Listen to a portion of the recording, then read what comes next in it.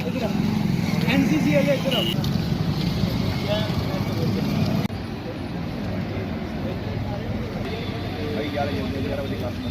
मैं कॉलेज के बाद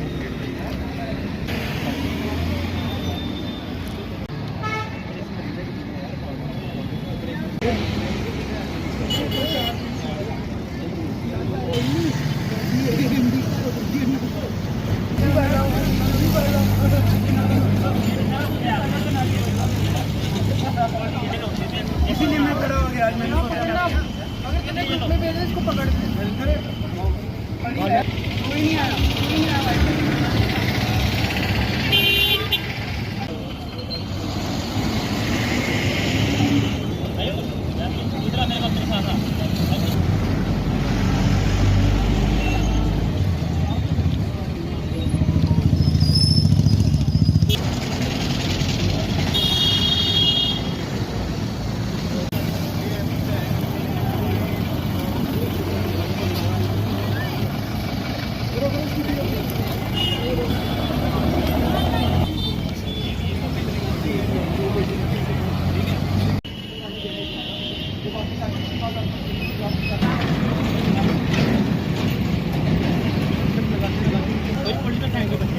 पढ़ेंगे 8 अगस्त से हमारी क्लासेस चल रही हैं, जिसको कि 1.5 महीना हो चुका है, लेकिन हमारे पास टीचर नहीं है। टीचर क्यों नहीं? अगर हम प्रिंसिपल मैम के पास जा रहे हैं, बार बार टीचर्स के पास जा रहे हैं कि हमारी पढ़ाई अफेक्ट हो रही है, बट कोई भी हमें कोई रिस्पांस नहीं मिल रहा है, प्रिंसिपल मैम से भी और बाकी भी स्टाफ से कोई रिस्पांस नहीं मिल रहा। हमने टीचर से भी कांटेक्ट करने की कोशिश की, वो कह रहे पीछे से ऑर्डर नहीं है टीचर्स को, बट वो ऑर्डर क्यों नहीं? अगर बच्चों की पढ़ाई को आप लोग सीरियस नहीं लोगे और फिर बाद में बोलोगे कि बच्चों का रिजल्ट नहीं आता, उसके लिए ज़िम्मेदार कौन होगा? बच्चों का रिजल्ट इफेक्ट हो रहा है इस बात से। उनकी वैसे तो आप लोग जब बच्चे नहीं आते तो आप उनकी शॉर्टेज निकाल देते हो, टीचर्स नहीं आ रहे उनकी शॉर्टेज कौन निकालेगा? इसके लिए रिस्पॉन्सिबल कौन है? रिस्पॉन्सिबिलिटी लेनी चाहिए किसी को। प्रिंसिपल मैम भी नहीं ले रहे, हमारा एजुकेशन सिस्टम भी नहीं ले रहा, तो फिर कौन लेगा? बच्चों के लिए कौन बोलेगा? क्या देखते हैं सर, इलेक्शन चल रहे हैं, उनके लिए हर चीज़ प्रोवाइड की जा रही है, लेकिन बच्चे जो है जिसको उनका जो भविष्य बनाते हैं, लेकिन वो प्रोवाइड नहीं है। कितने बड़ी लाइक जो है जिला प्रशासन और पूरी सरकार की देते हैं इस तरह वो बच्चों के बारे में कुछ नहीं सोच रहे, बस इलेक्शन के बारे में सोच रहे हैं। इलेक्शन के लिए उन्होंने पहले भी हमारी बिल्डिंग ऑक्युपाई की हमारे कॉलेज की 2 महीने के लिए, उसकी वजह से हमारा 4th सेमेस्टर भी ख़राब गया। अब हम 5th सेमेस्टर में हैं और हमारी पढ़ाई अभी भी इफेक्ट हो रही है। हमने डीसी सर के पास जाके भी बोला कि हमारी बिल्डिंग को ऑक्युपाई ना करें, हमारी पढ़ाई इफेक्ट होती है। उन्होंने बोला कि नहीं करेंगे, पर फिर भी वो कर रहे हैं। उनके लिए हर फैसिलिटी है, बट बच्चों के लिए कोई फैसिलिटी नहीं है। उनके लिए कोई स्ट्रिक्ट ऑर्डर्स नहीं है टीचर्स के लिए कि वो बच्चों को पढ़ाए, उनके बारे में सोचे या उनको ऑनलाइन ही कुछ प्रोवाइड करे। कुछ भी नहीं, कोई टीचर रिस्पांस नहीं करता, गवर्नमेंट भी कोई रिस्पांस नहीं दे रही है। बच्चे मेल्स कर रहे हैं, बच्चे टीचर्स के पास जा रहे हैं, प्रिंसिपल मैम को बोल रहे हैं कि मेल करिए आगे, बट आगे से कोई रिस्पांस नहीं आ रहा। तो अभी क्या कुछ रहने वाला, कि अगर जल्द आपको सेशन नहीं दी जाती तो अभी क्या कुछ?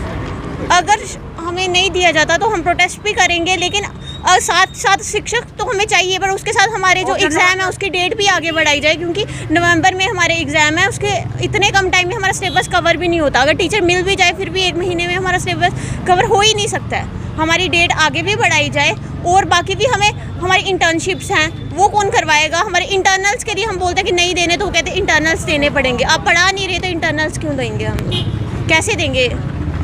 जी, मेरा नाम अभय, मैं स्टूडेंट एक्शन फ्रंट का प्रेसिडेंट। आज हमने यहाँ पे एक पीसफुल डेमोन्स्ट्रेशन जो है वो यहाँ पे जारी करी है इसके ख़िलाफ़, जो कि हम क्लासेस वगैरह नहीं लगा पा रहे हैं। हम क्लासेस वगैरह नहीं लगा पा रहे हैं। कॉलेज में स्टाफ की बहुत ज़्यादा कमी है। कॉलेज इलेक्शंस के ऊपर ज़्यादा ध्यान दे रहा है हमारी पढ़ाई के अलावा। तो हम इस पूरे से जब भी इसको थोड़ा एनालाइज़ करें, इनका कॉलेज एडमिनिस्ट्रेशन का, यूनिवर्सिटी एडमिनिस्ट्रेशन का और गवर्नमेंट की एडमिनिस्ट्रेशन का जो नेक्सस हम अगर देखें, तो ये कुछ इस तरीके से काम करता है कि जितना हो सके उतना ही स्टूडेंट्स को या फिर आम जनता को एक्सप्लॉइट किया जाए। बच्चे जब आते हैं कॉलेजेस में, वो एडमिशन फ़ीस देते हैं, जो कि हर साल भी इंक्रीज़ हो रही है। उसके ऊपर तो मैं कुछ बोलना फ़िलहाल नहीं चाहूँगा। तो जब वो फ़ीस दे के कॉलेज में आ रहे हैं, कॉलेज में स्टाफ उनको नहीं मिल रहा है पढ़ाने के लिए। 5 सब्जेक्ट एक सेमेस्टर में होते हैं, पाँचों की कुछ बच्चे तो ऐसे हैं जिनके 5 सब्जेक्ट की कोई एक भी क्लास नहीं लग रही है। ऊपर से कॉलेज में आ रही हैं इलेक्शंस। 6 महीने का इन लोगों ने सेमेस्टर डिसाइड करा होता है, जो कि 3 महीने में कंक्लूड करते हैं। उसके बीच में ही इंटरनल्स, उसके बीच में ही प्रैक्टिकल्स बच्चों के होते हैं। तो अभी तक इनका स्टाफ पहुंचा नहीं है कॉलेज में। बच्चे कैसे कवर करेंगे बाकी सबका? वो तो जेन्युइन सी बात है ना कि मैक्सिमम से मैक्सिमम बच्चे जो हैं वो फेल होने वाले हैं। जब वो फेल होंगे ये रीवैल्यूएशन भरवाएंगे, रीवैल्यूएशन भी इनके कोई भी बच्चा पास ही करेंगे नहीं, क्योंकि इनको पता है कि रीअपेयर के भी पैसे इनको आने हैं। इन्होंने बस पैसे कमाने का एक ढंग बना रखा है, बच्चों को एक्सप्लॉइट करने का इन्होंने ढंग बना रखा है। बच्चों की एजुकेशन का, बच्चों की इंटेलेक्चुअल ग्रोथ का इनको कोई भी ध्यान नहीं है। पहले भी इस तरह से किया जाता है या इस बार जो पहली बार ऐसा किया जा रहा है? देखिए ये कोई नई चीज़ नहीं है इनके। अगर हम देखें पिछले साल भी कंट्रैक्चुअल अरेंजमेंट्स की गई हैं, उससे पिछले साल भी कंट्रैक्चुअल अरेंजमेंट्स की गई हैं। इस बार तो बोल रहे हैं, बहाना लगा रहे हैं कि कॉलेज यहाँ पे इलेक्शंस चल रहे हैं तो उसके कारण हम कंट्रैक्चुअल अरेंजमेंट्स नहीं लगा पा रहे हैं। तो कंट्रैक्चुअल अरेंजमेंट्स की अगर इनको हर साल ज़रूरत पड़ती है तो ये क्यों परमानेंट स्टाफ क्यों नहीं अपना वो करते हैं, रिक्रूट करते हैं? अगर परमानेंट स्टाफ आएगा तो हर साल कॉन्ट्रैक्चुअल अरेंजमेंट्स लगाने की इनको ज़रूरत नहीं पड़ेगी। तो ज़्यादा जल्दी से जल्दी कॉन्ट्रैक्चुअल अरेंजमेंट्स को परमानेंट करा जाए। अगर वो ये नहीं कर सकते तो एटलीस्ट उनके पुराने जो वेजेस है वो क्लियर करवा के नया स्टाफ जल्दी से जल्दी रिक्रूट करें। इलेक्शन चल रहे हैं, हमने देखा कि प्रधानमंत्री मोदी के बड़े बड़े पोस्टर्स लगे हुए हैं। जम्मू कश्मीर में जो विद्यार्थी है, जो जिसमें हुनर होगा वही जो अच्छी नौकरी ले पाएगा, उसके अलावा नहीं ले पाएगा। आपको शिक्षण नहीं मिला, किस तरह से आप जो है हुनर अपना दिखा पाएंगे? जी देखिए, मैं NEP के बारे में थोड़ा बताना चाहूँगा। इस सब में न्यू एजुकेशन पॉलिसी जो है वो, अगर हम इसका एनालिसिस करें, ये सेंट्रलाइजेशन और होमोजेनाइजेशन ऑफ एजुकेशन की बात करती है। अगर हम बात करें कि एक बनी का स्टूडेंट है, वो दिल्ली के स्टूडेंट के साथ CUET में कम्पीट करेगा, क्या उसका कुछ तालमेल बैठता है? क्या उसका सोशियो इकोनॉमिक बैकग्राउंड जो है वो दिल्ली के स्टूडेंट के साथ कहीं मेल खाता है? तो वही चीज़ ये हमारी जो गवर्नमेंट है ये समझ नहीं पा रही है। अगर ये नहीं समझ पा रहे हैं इस चीज़ को तो ये कुर्सी क्यों नहीं छोड़ते हैं, जब थोड़ा सा एजुकेट होकर उस कुर्सियों पे बैठें।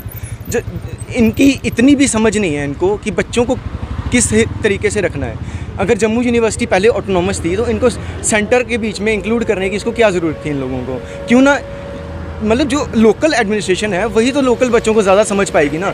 अब सेंटर में बैठा मोदी कैसे देख पाएगा कि बनी में बैठा स्टूडेंट क्या कर रहा है?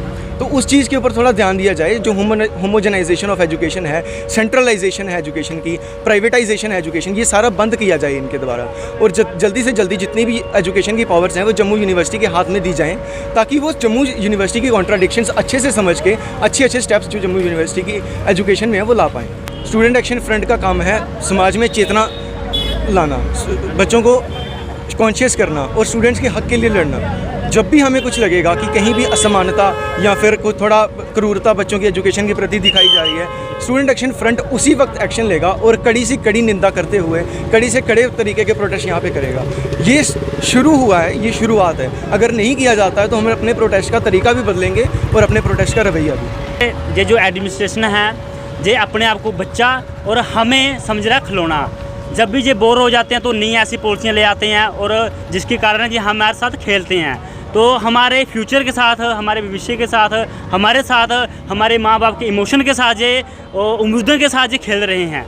ये जो एडमिनिस्ट्रेशन है, हमारे माँ बाप मेहनत करके, इतनी कड़ी मेहनत के साथ वो पैसा इकट्ठा करते हैं और इतनी उम्मीदें के साथ वो हमें कॉलेज भेजते हैं, स्कूल भेजते हैं, विश्वविद्यालय भेजते हैं कि हमारा जो बेटा बेटी है जो बड़े होकर पढ़ लिख कर तो अच्छी नौकरी कर पाएगा, जहाँ हमारा जो घर के हालात है वो ठीक कर पाएगा। लेकिन ये यूनिवर्सिटियाँ, ये कॉलेज, ये स्कूल, ये सरकारें आए दिन ऐसी नई पॉलिसियाँ लेके आती रहती हैं कि जो फ्यूचर के लिए हमारे लिए बहुत ही ख़तरनाक हैं। जैसे NEP देख लीजिए आप, जहाँ अभी जो इस टाइम पे जो समस्या चल रही है कॉलेज के अंदर, टीचर ही नहीं है। हमें आप बताएं कि हम डेस्क पे बैठेंगे, वाइट बोर्ड देखते रहेंगे क्या?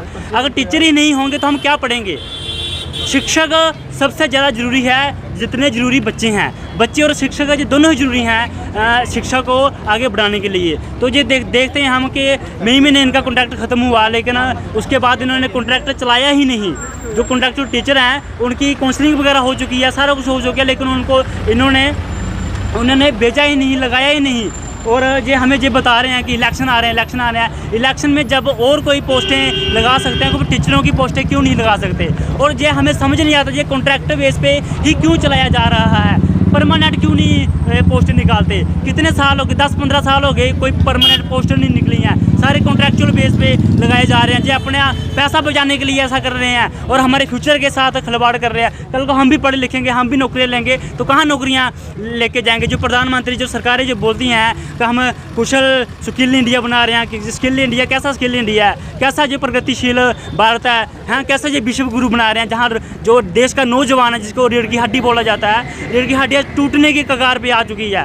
जे सरकारें जो बीजेपी सरकार है, जो जितनी भी सरकारें हैं, जो नौजवान हैं इसके ऊपर बिल्कुल नहीं सोच रही। जो मिडिल क्लास है, जो गरीब तबका है, बिल्कुल नहीं सोच रहा है। जो सिर्फ एलीट वर्ग के लिए काम कर रही हैं और ये सोच रही है, इनकी मंशा से हमें साफ साफ दिखता है कि जो सरकारी संस्था या एजुकेशन है, जो सरकारी स्कूल है, सरकारी कॉलेज हैं, इनको ख़त्म किया जाए और जो प्राइवेट एजुकेशन है उनको बढ़ावा दिया जाए, ताकि प्राइवेटेशन बढ़े। और प्राइवेटेशन जब बढ़ेगी तो जो गरीब तबका है वो नहीं पढ़ पाएगा और जो देश में अंधविश्वास बढ़े और जो लोग पढ़ नहीं पाएंगे, फिर जो इनके जो जुमले हैं वो उनको पहचान नहीं पाएंगे। तो इनकी चाल है, जो बीजेपी की सरकार की, जी सरकारों की चाल है, एडमिनिस्ट्रेशन की ये चाल है कि बच्चों को अनपढ़ रखना है।